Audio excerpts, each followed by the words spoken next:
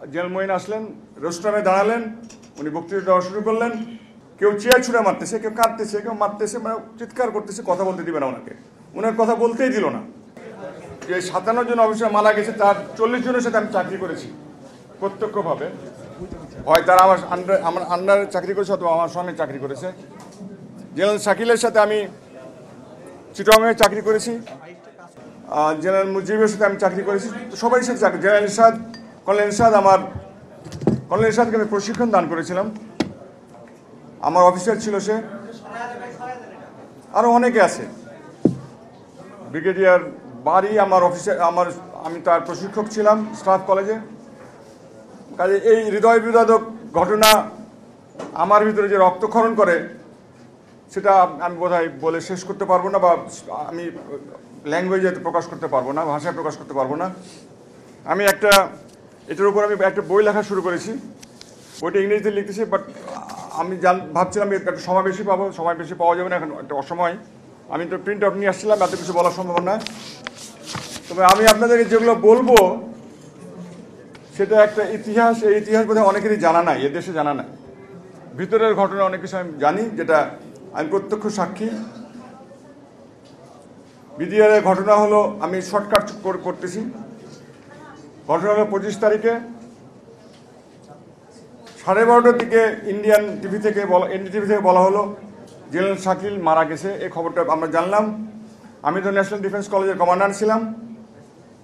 আমার আন্ডারে ব্রিগেডিয়ার মাইনুল, উনি আমার আন্ডারে চাকরি করতেছিলেন। উনি আমাকে সেদিন জানালেন, স্যার আমি বিডিআরে চলে যাচ্ছি ডিজি হয়ে। পরে জানিয়েছেন উনি চলে গেছেন অলরেডি পরের দিন, আমাকে না জানিয়েই।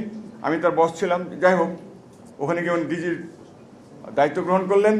তবে আমি একটা আকারে কিন্তু বুঝতে পারতেছিলাম কিছু একটা হচ্ছে আর কি, আগেই বুঝতে পেরেছিলাম। যাই হোক, আমি কমান্ডে ছিলাম না, বিকজ সেনাপ্রধান আমাদের আর্মিতে যে সিস্টেম হলো সেটা তার জিওসি এবং ব্রিগেড কমান্ডার বা ইউনিট কমান্ডাররা থাকে। যেহেতু আমি ন্যাশনাল ডিফেন্স কলেজে ছিলাম, কমান্ডের বাইরে ছিলাম, পরের দিন আমি জেনারেল মঈনকে ফোন করলাম দুপুরের দিকে, বলেছে খবর কি। আমি তখন দ্বিতীয় সেনাবাহিনীতে বলতে গেলে জেনারেল মঈনের পরে আমার দ্বিতীয় স্থান, আমি লেফটেন্যান্ট জেনারেল ছিলাম সে সময়। আমি পরবর্তী অফিসে ছিলাম। কাজে আমার একটা দায়িত্ব বর্তাই গেল। এই দুর্দিনে আমাকে ওনাকে সাহায্য করা, বা এই দেশকে সাহায্য করা, বা বিডিআরকে সাহায্য করা, বা বাংলাদেশ সেনাবাহিনীকে সাহায্য করা, বা বাংলাদেশ জাতিকে সাহায্য করা। উনি বললেন যে হ্যাঁ এই তো অবস্থা চলতেছে। আমাকে উনি জিজ্ঞেস করলেন যে তুমি কি জানো শাকিল বেঁচে আছে কিনা। Very funny. আমি কেমন করে জানবো, জানলে আপনি জানবেন। কিন্তু এটা কিন্তু আগের দিন ইন্ডিয়ান টিভিতে অলরেডি বলে দেওয়া হয়েছে যে শাকিল মারা গেছে। আমরা বিভিন্ন রকম খবর পাচ্ছিলাম, বাট আমি সেনাবাহিনী প্রধান থেকে ডাইরেক্ট কথাটা শুনতে চেয়েছিলাম। তো উনি বললেন যে তুমি কি জানো যে জেনারেল শাকিল মারা গেছে কিনা। যাই হোক, তারপরে 25, 26, 27 শুক্রবারের দিন, মোস্ট প্রবল 28 তারিখ কি 27 তারিখ হবে, উনি আমাদের ঢাকা এরিয়ার সমস্ত অফিসারকে ডাকলেন সেনা সদরের পিছনে আমাদের একটা বড় একটা অডিটোরিয়াম আছে। এটা কিন্তু ইতিহাস, আপনারা জেনে নেন। এই ইতিহাস আপনারা কোথাও এখন পর্যন্ত পান নাই, আপনারা জানেন না। আমি একজন সাক্ষী, এখন জীবিত আছি। একদম এটা উঁচু লেভেলের ইতিহাস, উঁচু স্তরের ইতিহাস। কর্নেল হাসিনুর বা জেনারেল হাসান নাসির বা অনেক কিছু বলে গেলেন ট্যাকটিক্যাল লেভেলে। আমি এটা প্রধানমন্ত্রীর সাথে আমাদের তখন 1-to-1 কথাবার্তা হচ্ছে। তো জেনারেল মঈন আসলেন বিকাল ঠিক জুম্মার, আমি নামাজ পড়ে বাসায় আসছি, খেতে বসছি, তখন আমি খবরটা পেলাম যে স্যার সেনাপ্রধান সকল অফিসারের সাথে কথা বলতে চান। এর ঢাকা এরিয়া, পোস্তগোলা, গাজীপুর, সাভার ছাড়া সমস্ত এরিয়া অনেক অফিসার, প্রায় 1000-2000 অফিসার হবে তখন। হ্যাঁ, এরকম 1000-1500 অফিসার হবে, ইয়াং অফিসার সব, major, captain, lieutenant colonel maximum. আমরা বসলাম, আমি সব সামনের সারিতে ছিলাম। জেনারেল মঈন আসলেন, রোস্টামে দাঁড়ালেন, উনি বক্তৃতা দেওয়া শুরু করলেন। উনি যেমনই বলছেন আসসালামু আলাইকুম ভদ্র মহিলা, যেমনি কথা বলছেন, অফিসার সব রা করে উঠলো। কেউ চেয়ার ছুঁড়ে মারতেছে, কেউ কাঁদতেছে, কেউ মারতেছে, মানে চিৎকার করতেছে, কথা বলতে দিবে না ওনাকে। ওনার কথা বলতেই দিল না ওনাকে। বলে আপনি কেন কথা বলবেন, আপনি তো আমাদের কিছু করেন নাই আমাদের জন্য, আমাদের অফিসারদের বাঁচাতে আপনারা আসেন নাই, আমার কোস্টকে তো আপনি বাঁচাতে আসেন নাই, আমার ইউনিট অফিসারকে তো বাঁচাতে আসেন নাই, আমার রুমমেটকে তো আপনি বাঁচাতে আসেন নাই। আমার প্লাটুন মেটকে তো আপনি বাঁচাতে আসেন নাই, আমার ইউনিট অফিসারকে তো আপনি বাঁচাতে কিছু করেন নাই। উনি বলছেন আমার কিছু করার, উনি হয়তো বলার চেষ্টা করলে আমার কিছু করার ছিল না, এটা প্রধানমন্ত্রীর নির্দেশ ছিল। তো অফিসাররা মানতে নারাজ, কোনোই কথা শুনবেন, একদমই কথা শুনবেন। তা আমি পিছনে তাকাই দিলাম, এটা কি এটা কি সেনাবাহিনী?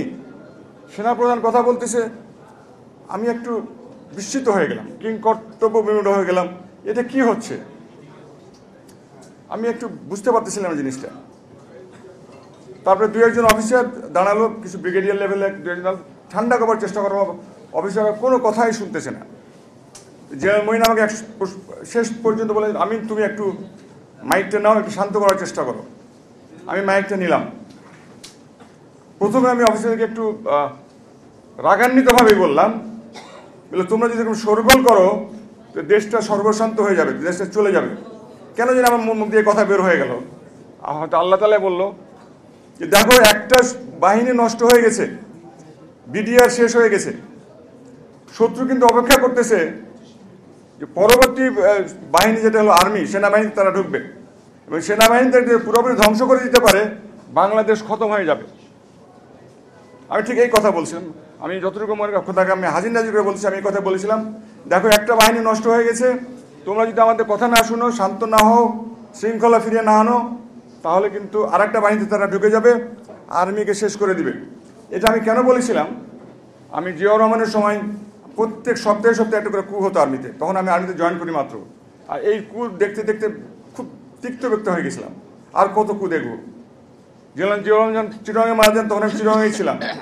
এই রক্তক্ষরণ অনেক দেখেছি আর্মিতে, অনেক হত্যা দেখেছি, অনেক কু দেখেছি, অনেক হত্যাকাণ্ড দেখেছি, অনেক ষড়যন্ত্র দেখেছি। ইয়াং অফিসার পার্টিকুলার আমাদের করতে হতো, সামনে দাঁড়াতে অনেক ভুল, হয়তো বা যে কোনো সময় যে কোনো অঘটন ঘটে যেতে পারতো, বাট আল্লাহ আমাকে এখন বাঁচিয়ে রাখছেন, আলহামদুলিল্লাহ। তো এই কথা বলার পর কেন জানি অফিসাররা একটু ঠান্ডা হলো, কিছুটা ঠান্ডা হলো, ঠিক আছে, আসলেই তো তাই। অফিসাররা আমাকে জেনারেল মঈন পরে বললেন, ওনার কাছে তখন গোয়েন্দা তথ্য ছিল যে প্রত্যেকটা অফিসার একটা সন্ধ্যার মধ্যে ম্যাগাজিনে গিয়ে একটা করে এসএমজি উঠাবে, 6টা করে ম্যাগাজিন নেবে এবং সারা দেশে তারা ছড়িয়ে পড়বে, শত্রুকে তারা খুঁজে বের করবে, কারা এই কাজ করলে তাদের খুঁজে বের করবে। তো আমি জেনারেল মঈন আমার সাথে এটা পরে শেয়ার করলেন, ওনার অফিসে আসার পরে আমি না, এটা আমরা হতে দিতে পারি না, এটা হলে হবে কি, অফিসাররা একদিকে চলে যাবে, সৈনিকেরা একদিকে চলে যাবে, দেশের সেনাবাহিনী দেশের সাধারণ মানুষ আরেক দিকে চলে যাবে, দেশের ছিন্ন ভিন্ন হয়ে যাবে। জেনারেল মঈন আমাকে এটাও বললেন যে জোরহাটে একটা ইন্ডিয়ান প্যারা ব্রিগেড অপেক্ষা করতেছে, যে কোনো সময় তারা ঢাকাতে আসতে পারে এবং আমাদের বর্তমান প্রধানমন্ত্রীকে হয়তো বা ওনারা উঠায় নিয়ে যাবেন। আমরা না এটাও আমরা হতে দেবো না।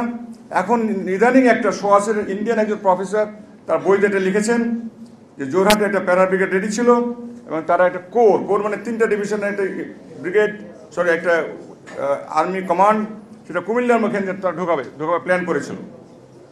এত বড় বিপদের মধ্যে আমরা ছিলাম, বিরাট বড় বিপদ। বিডিআর তো শেষ হয়ে গেছে, আমাদের অফিসারগুলো শেষ হয়ে গেছে, আমাদের অফিসারদের ওয়াইফদেরকে যে বিশ্রীভাবে, এটা ভাষায় প্রকাশ করা যাবে না, যাই হোক, এবং আমাদেরকে বিট্রে করা হয়েছে, পলিটিক্যাল লিডার আমাদেরকে বিট্রে করেছে।